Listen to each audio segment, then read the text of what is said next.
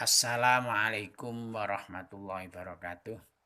Alhamdulillah wa syukurillah wassalatu wassalamu ala rasulillah wa ala alihi wa ashabi wa mawalah amma ba'dah. Selamat pagi anak-anakku. Alhamdulillah kita dapat bertemu kembali dalam rangka daring mapel usul fikih, yang mana kita meneruskan materi kemarin, yaitu kitab usul Ghoyatul Usul, ya, membahas tentang macam-macam qiraah. Kemarin sudah dijelaskan bahwa qiraah itu terbagi menjadi dua, ada qiraah mutawatirah dan qiraah syaddah. Qiraah mutawatirah kemarin sudah, yaitu qiraah yang diriwayatkan 7 ulama yang terkenal dengan qiraah sab'ah ditambah dengan 3 ulama sehingga totalnya menjadi 10. Nah, saat ini kita akan meneruskan materi yang terusannya. Silakan kamu buka kitab kamu, silakan disimak, dimaknai, kemudian dengarkan penjelasan dari saya. Mari kita mulai. Bismillahirrahmanirrahim. Wal asahu annahu ma wara'al asyri. Wal asahu utawi kaul asah iku annahu sak temene sat ma iku qiraah waro al asyri kang sak liyane 10 atau sak mburine atau selaine 10. Jadi yang namanya qiraah syad adalah qiraah selain 10 ulama. Nah, itu qiraah syad. Kemarin qiraah syad sudah dicontohkan, wasariku wasarikatu faqta'u aimanahuma, ya, aimanahuma. Nah, yang ada di Al-Quran apa? Faqta'u aydiyahuma, itu sebagai qiraah yang mutawatirah. Kalau yang qiraah syaddah pakai aimanahuma. Contohnya lagi misalnya innama yakhsyallaha min ibadihil ulama'a. Nah, ini Allahunya dibaca Allahu, ulama'anya dibaca a, nasab. Padahal yang ada di Al-Quran adalah innama yakhsyallaha min ibadihil ulama'u. Nah, ini bacaan yang mutawatirah. Kalau dibaca innama yakhshallahu min ibadil ulama, itu termasuk qiraah yang syad. Wa annahu lan satane syad iku yajri lumaku apa syad majrul ahadi kelawan nggon lumakune hadis ahadi. Lah bagaimana hukumnya qiraah syad? Qiraah syad itu hukumnya adalah seperti hadis ahadi. Dalam arti pemberlakuan qiraah syad dibuat sebagai dalil atau referensi suatu dalil, referensi suatu hukum, itu statusnya seperti hadis ahadi. Kemarin sudah tak singgung sedikit bahwa hadis itu melihat kuantitas daripada rawinya itu terbagi menjadi dua. Ada kalanya mutawatirah, ada kalanya ahadi. Kalau mutawatirah, hadis yang diriwayatkan saking banyaknya orang sehingga tidak mungkin salah atau terjadi kebohongan. Tapi kalau ahadi diriwayatkan oleh sedikit orang sehingga dimungkinkan ada kebohongan. Maka di sini dalam hadis ahadi yang kita bahas, karena qiraah syad itu seperti hadis ahadi. Dalam hal ini hadis ahadi itu ada kalanya nanti kalau diriwayatkan satu orang maka disebut hadis gharib. Kalau diriwayatkan 2 orang namanya hadis aziz. Kalau diriwayatkan 3 orang atau lebih tapi tidak sampai 10, maka itu namanya hadis masyhur. Karena untuk dikatakan sebagai mutawatir itu paling sedikit jumlah rawinya adalah 10 orang. Maka 3 sampai ke atas tapi tidak sampai 10 itu masih dikategorikan ahadi, yang mana disebut sebagai hadis masyhur. Karena ahadi itu terbagi menjadi 3 tadi. Ada gharib, ada aziz, dan ada masyhur. Nah, di sini sekali lagi ditegaskan bahwa qiraah syadz yang mana diriwayatkan seolah-olah itu adalah Quran, padahal menurut riwayat yang benar itu tidak sebagai Al-Quran. Oleh karena itu hadis qiraah syadz dikategorikan tidak termasuk Al-Quran. Oleh karena itu dibuat referensi suatu dalil itu hukumnya seperti hadis ahadi, yaitu lemah dibandingkan hadis yang mutawatir. Bismillahirrahmanirrahim. Wa annahu la yajuzu wurudu ma la ma'na lahu fil kitabi was sunnati. Wa annahu lan saktene kelakuan iku la yajuzu, ora wenang, ora oleh. Tidak mungkin, cara bahasa Indonesia ini juga bisa. Apa yang tidak boleh, apa yang tidak mungkin, uruduma, tumekane perkara, utawa tumekane lafat, utawa kalimah. La makna kang ora ana makna iku maujud, lahu kedue ma. Fil kitabi ing dalem Al-Qur'an wasunnati lan hadis. Jadi menurut kaul ashah tidak mungkin di dalam Al-Quran maupun hadis terdapat suatu lafal yang tidak mempunyai makna. Sebab kalau di dalam suatu Al-Quran ataupun hadis ada suatu lafal yang tidak punya arti, itu akan mengesankan bahwa kalamnya Allah, dawe Gusti Allah, nganggur muspro, tidak ada artinya. Oleh karena itu, menurut kita orang-orang ahli sunnah wal jamaah, bahwa di Al-Quran tidak mungkin ada suatu lafal yang tidak mempunyai arti. Oleh karena itu, andai kata di Al-Quran terdapat suatu lafal yang menurut orang-orang ahli nahwu mengatakan itu sebagai ziyadah atau lafal yang zaidah atau huruf yang ziyadah. Tetapi kalau itu terdapat dalam Al-Quran, maka tetap mempunyai arti.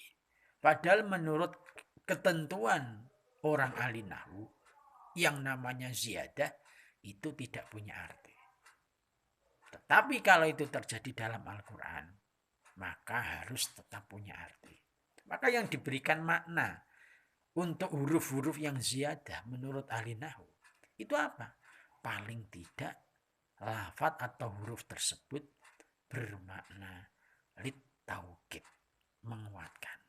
Contoh, wakafa billahi wakila. Billahi itu ada huruf jernya. Menurut ilmu nahwu itu adalah sebagai huruf jer sing ziyadah. Mestinya tidak punya makna menurut orang ahli nahwu. Tetapi kalau itu terjadi dalam Al-Quran, maka ba yang ada di situ pada lafal billahi maknanya adalah litaukid, menguatkan. Nah, ini berbeda ya. Beda kalau golongan haswiyah. Golongan hasyawiyah mereka mengatakan bahwa di Al-Quran itu terdapat kalimah-kalimah atau lafal yang tidak punya makna. Mereka mencontohkan sebagaimana lafal-lafal yang terdapat pada awailus suwar, permulaan-permulaan surat. Yasin, Toha, Alif Lam Mim, Nun, Qaf, misalnya itu mereka menganggap nggak punya makna. Tapi kalau menurut kita itu tetap punya makna. Tetapi yang tahu makna tersebut hanyalah Allah. Oleh karena itu, menurut kita itu termasuk kategori ayat-ayat sing mutasyabihat. Atau bisa dijawab bahwa itu adalah nama-nama daripada surat. Sehingga kalau nama suatu surah tidak perlu punya arti wong nama. Makanya nama itu kalau sudah jadi nama tidak boleh diartikan. Ada yang mengatakan paling tidak dua solusi. Satu, sebagai ayat mutasyabihat. Nomor dua, sebagai nama daripada surat tersebut. Itu kalau menurut kita. Sehingga kesimpulannya apa menurut Al-Asah? Kesimpulannya di Al-Quran tidak mungkin ada lafal yang tidak punya makna. Bismillahirrahmanirrahim. Walama la yu'na bihi ghairu dhahirihi illa bidalilin. Wal asahu la yajuzu uruduma. Walama lan ora wenang apa tumekaning perkara. Walama lan ora wenang apa tumekane perkara. Layukna kang ora dikarepno. Layukna kang ora dikarepno. Bihi kelawan ma apa sing ora dikarepno ghairu dhahirihi. Sakliyane makna dhahire ma illa bidalilin kejaba kelawan anane dalil. Di Al-Quran sama hadis juga tidak mungkin terdapat lafaz yang dikehendaki makna selain makna dohirnya. Kecuali kalau memang ada dalil. Kalau ada dalil yang menghendaki lafal ini dikehendaki selain makna dohirnya, ya boleh. Tetapi kalau tidak ada dalil yang menjelaskan hal tersebut, itu tidak akan terjadi dalam Al-Quran. Jadi kesimpulannya, di Al-Quran maupun hadis, itu makna yang ada, ya harus dikasih makna apa adanya. Kecuali kalau dikasih makna apa adanya tidak bisa. Atau ada dalil yang menjelaskan bahwa makna itu dikasih makna begini, ada dalilnya. Maka ya boleh baru dibelokkan pada makna selain dohir. Karena memang ada dalilnya. Tapi kalau selagi tidak ada, maka yang dipakai adalah tetap makna dohirnya. Makna yang ada. Contoh, misalnya, yadullahi fauqa aydihim. Tangane Gusti Allah sak ndhuwure tangane menungso. Ini menurut yang mengatakan diberi makna dohir. Itu ya dimaknani apa adanya. Tangane Gusti Allah sak ndhuwure tangane menungso. Cuma tangane Gusti Allah gak kayak tangane menungso. Iki nek sing maknane dohir apa adanya begitu. Tapi kalau yang menganggap itu tidak pas, ya akhirnya dikasih makna yadullahi fauqa aydihim, kekuasaan Allah di atas kekuasaan manusia. Jadi yadun dikasih makna kekuasaan. Karena apa? Sebab kalau dikasih makna tangan, menggambarkan kalau Allah seolah-olah punya tangan. Padahal Allah itu laisa kamitslihi syai'un. Tidak ada suatu apapun yang menyerupai terhadap Allah. Nah ini akhirnya dari sudut pandang yang berbeda. Kalau ulama-ulama salaf lebih cenderung memberi makna apa adanya. Cuma ya tadi misalnya yatullah fauqa aydihim, tangane Gusti Allah sak nduri tangane manusa, cuma tangane Gusti Allah gak kaya tangane menungso. Sehingga apa? Tidak ada tasabuh di situ. Nah, itu ngaten. Jadi itu ulama-ulama salaf lebih cenderung memberi makna dohirnya apa adanya. Cuma ya tadi dikasih tambahan sedikit bahwa betul dimaknai tangan, tapi tangannya gak kaya tangannya Gusti Allah. Jadi kalau ada dalil, kesimpulannya makna yang ada dalam Al-Quran boleh diberi makna selain makna dohir kalau memang ada dalil. Kalau nggak ada, tidak boleh. Wa annahu la yabqa mujmalun. Wa annahu lan sakjane kelakuan iku la yabqa ora tetep. Apa mujmalun? Lafal kang mujmal. Lafal yang bersifat global. Ya, masih perlu penjelasan. Kulifa kang di taklifno apa bil amali nglakoni bihi kelawan mujmal ghaira mubayinin hale tanpa perkara kang jelasno. Jadi di dalam Al-Quran maupun hadis juga sama.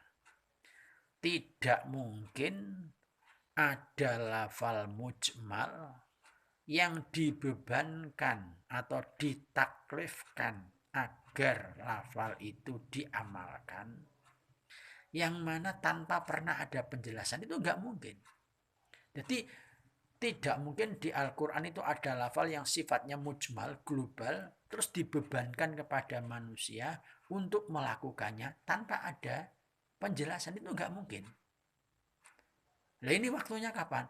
Waktunya sampai ketika Kanjeng Nabi kapundhut. Iki ora mungkin. Ketika Kanjeng Nabi kapundhut, tidak mungkin di Al-Quran ada lafal yang sifatnya mujmal, yang mana dibebankan kepada manusia agar lafal itu diamalkan. Itu enggak mungkin. Lah kok enggak mungkin kenapa? Sebab Gusti Allah wis ngendika, al-yauma akmaltu lakum dinakum wa atmamtu alaikum nikmati wa raditu lakumul Islam madina. Hari ini ku sempurnakan agamamu. Berarti apa? Apa sing nang nggone Al-Qur'an iku wis sempurna. Kok andai kata ada lafal Al-Qur'an yang sifatnya mujmal yang disuruh agar dilakukan oleh para manusia, itu pasti sudah dijelaskan. Baik dengan ayat yang lain maupun dengan hadisnya Kanjeng Nabi. Itu jelas. Sehingga nggak mungkin bebani manusia dengan sesuatu yang sifatnya global. Ini nanti membingungkan. Manusia bingung. Ini piye maksudnya? Kalau tanpa ada penjelasan. Dan nanti menjelaskan yang dibebankan menjadi nggak jelas. Yang ditaklifkan tadi nggak jelas. Oleh karena itu nggak mungkin manusia dibebani dengan sesuatu yang tidak jelas. Jadi kesimpulannya apa? Di Al-Quran maupun hadis tidak mungkin terdapat lafaz yang sifatnya masih global, yang mana lafal yang global itu dibebankan kepada manusia agar disuruh melakukan isinya. Itu enggak mungkin. Pasti kalau disuruh melakukan sudah dijelaskan maksudnya yang bagaimana. Maksudnya yang mana itu pasti dijelaskan. Nah, itu gitu. Bismillahirrahmanirrahim. Qala al-musannifu rahimahullah wa nafa'ana bihi wa bi ulumihi fid dharain amin ya rabbal alamin. Wa annal adillata lan saktene pira-pira dalil. Wa annal adillata lan saktene pira-pira dalil. Anak liyata kang bangsa nakli. Artinya nakli itu diriwayatkan. Berarti dalil nakli di sini yang dikehendaki adalah Al-Quran maupun hadis. Al-Quran maupun hadis. Karena yang diriwayatkan adalah memang itu. Iku kotufidu kadang maidai apa adillah an-nakliyah. Maidai al-yaqina ing makna yakin. Al-yaqina ing makna yakin. Ente isa nuduhno makna yakin iku mau bindimamin kelawan kakumpulno. Bindimamin kelawan kakumpulno. Au ghairihi bindimami ghairiha kelawan kakumpulno liyane adillah an-nakliyah. Artinya begini, dalil-dalil nakli tentang kebenarannya dan faktanya itu bisa memberikan makna sesuatu yang yakin kalau dikumpulkan dengan dalil-dalil yang lain. Contoh kebenaran Al-Quran tentang masalah sholat. Ini bisa dibuktikan dengan cara dikumpulkan kepada dalil yang lain. Apa? Contoh dalil yang adalah pengakuan dan penyaksian para sahabat yang mengakui bahwa perintah tentang sholat itu memang demikian adanya. Sehingga berita tentang perintah tentang sholat itu sudah mutawatir di kalangan para sahabat saat menerima perintah tentang sholat itu. Jadi berita tentang wajibnya sholat itu mutawatir. Ini berarti karena sudah semua orang mengatakan itu, sehingga menjadikan yakin. Atau dengan cara bindimami ghairiha, dikumpulkan dengan dalil yang lain. Apa? Melihat secara langsung, ya, melihat secara langsung. Misalnya cerita tentang apa misalnya, kullu nafsin dha'iqatul maut, angger yang hidup itu pasti mengenai kena mati. Loh, ternyata kita melihat, ternyata orang yang hidup memang mati, kita melihat sendiri. Nah, ini akhirnya apa yang ada di Al-Quran menjadikan kita yakin karena kita melihat secara langsung bahwa yang hidup memang mati tenan, kita menyaksikan. Nah, ini namanya dalil Al-Quran dikumpulkan dengan dalil yang lain, baik karena dikumpulkan dengan kemutawatirannya, tersiarnya hampir semua sahabat mengatakan itu, atau kita diantaranya adalah melihat fakta yang ada pada sekitar kita. Misalnya kita melihat kematian tadi yang mana disampaikan oleh Al-Quran, kullu nafsin dha'iqatul maut, kita melihatnya bahwa memang kemarin tetangga saya yang hidup sekarang mati. Ya, berarti kan apa yang disampaikan Al-Quran betul. Betulnya karena kita melihat secara langsung. Nah, inilah yang menjadikan dalil yang nakli itu bisa menjadi hal yang yakin terjadinya dan faktanya memang ada. Anak-anakku yang kami hormati, demikian yang dapat kami sampaikan, mudah-mudahan dapat direnungi, dihayati, difahami, dan bila ada kesempatan yang lain bisa ditanyakan, ketemu langsung sama saya ataupun lewat WA dan lain sebagainya. Demikian dari kami, mohon maaf yang sebesar-besarnya. Hadanallahu wa iyyakum ila thoriqihil mustaqim. Assalamualaikum warahmatullahi wabarakatuh.